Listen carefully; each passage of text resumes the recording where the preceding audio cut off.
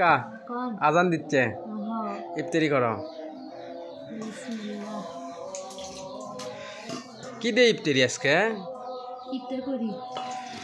আগে মগত পানি দাও আজকে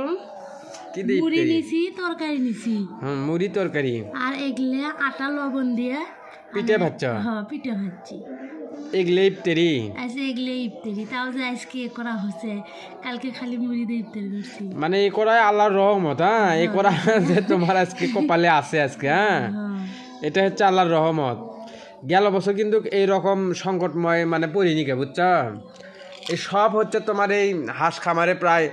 2-2.5 লাখ টাকা লস খাওয়ার কারণে আজকে মনে হয় এই পরিস্থিতি দাঁড় হচ্ছে আমরা না তাছাড়া এই মনে করো ইফতারি কত মানুষ কত কি দিয়ে ইফতারি করতেছে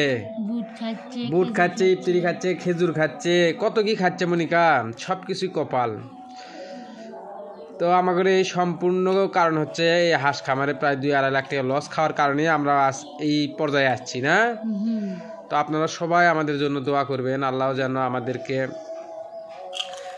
যেন আমাদেরকে আরেকবার রোজারিতে এর সাথে ভালো পরিস্থিতি নিয়ে আসে তাই না মনিকা